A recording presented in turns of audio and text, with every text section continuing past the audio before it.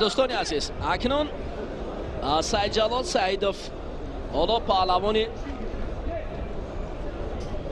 پیراهن کبود پوشیده با رقیبش اسرائیل رحیموف مبارزه میکند. اسرائیل رحیموف پهلوان است که تحت رهبری ریسکدی رجبوف تمرین میگیرد و سعید جلال سعیدوف باشد.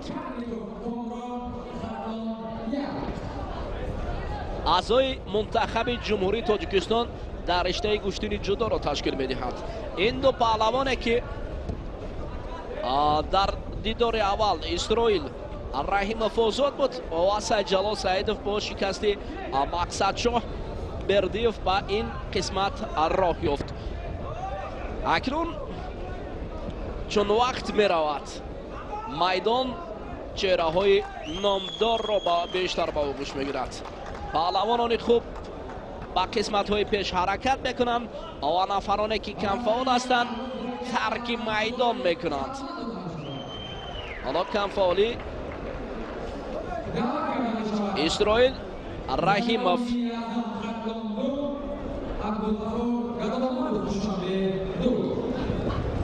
در تتمی رقمی 2 باشد. این تتمی رقمی 1 نزد ما است. تتمی رقمی 2 از سمت دیگر است که زینالعابدین اعظم بعد از توقف چندین سال دوباره به میدان میبراید.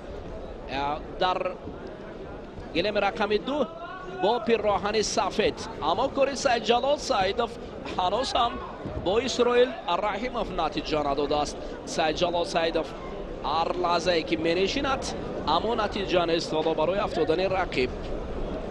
بعد از چند وقتی که سعید جلال سعیدوف در مسابقه های بین المللی داشت، بعدا او در گشتین ملی حالا میخواهد که اکنون قوای خود را سنجد که مگر همون قوای پیشتر باقی مونده است یا از دست داده است قوه را. این را میدان نشان میدهد.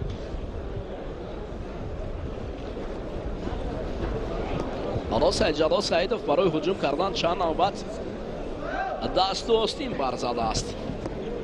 زینالعابدین اعظم باشد در تتمی رقم 2 با رقیبش هنرش را نشان میدهد. اسرائیل رحیموف پهلوان آزاد بود دور اول، از این خاطر کمی قوه را صرفه کرده است نسبت به سعید جلال سعیدوف.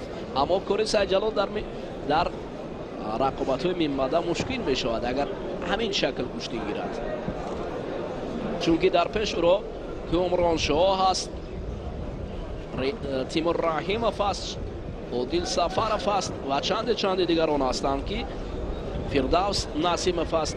پهلوانانی که با کاری در چون این شکل گشتی گرفتن سعید جلال سعیدوف برای خطر هم دارند. اما این گشتی نش پیشگویی کردن کاری مشکل است. کی در اینجا موفق میگردد؟ کی خوشبخت نفر است که شاه جایزه که از جانب عرب شاه جایزه که از بود ما سخن کردیم، 2 شاه جایزه 2 هفته ماشینه از جانب شهرداری پیشنهاد گردیده است. آفرین، باور کنید امروز توجه شهرداری نیست و گشتین ملی تاجیکی گشتینگیری زیاد گردیده است. این هم خیلی خوب است که شوق و رغبت جوانان را با این نوع سنتی مردم تاجیک باز هم زیادتر میگرداند. انا اکنون از همین جو سرچشمه میگیرد گشتین جدا. وقتی که گشتین ملی خوب هنرنمایی میکنند وقت مقرر شده است، تابلو است، قاعده است، پس از همین جو مشه میگیرد. اگر درود روز مرکه هایی که پیشتر بود قریب نیم ساعت 40 دقیقه 1 ساعت گشتین گرفتن هیچ معنا ندارد. انا همین است 4-5 دقیقه وقت مقرر کرده است، باید طبق قاعده های گشتین ملی عمل کرد. حالا تابلو هم خاموش شده است. ما پیشتر گفتیم تابلو باشد برای مردم تا پیشنهاد گردد مردم داند که چند دقیقه سپری میگردد.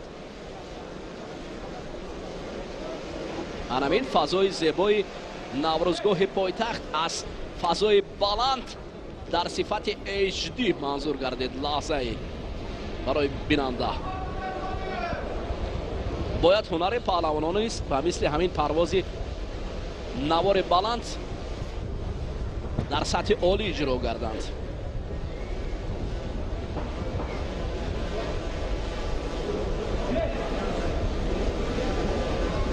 یکی از روند و یکی از مقصدهای اساسی برگزاری این مسابقات نیست پیدا کردن چهره‌های لای و قدرمند است. سعید جلال سعیدов دست رقیب را از بدن خویش دور میکند. دور و دراز رشتین گرفتن برای عبیداللهیف نیست کمی ناراحتی آورده است، پس مجبور میکند طریق دست نشون بیاد کمربند اصلاح کنید و وقت به انجام رسید. ببینید نبودن تبلا همین حال است.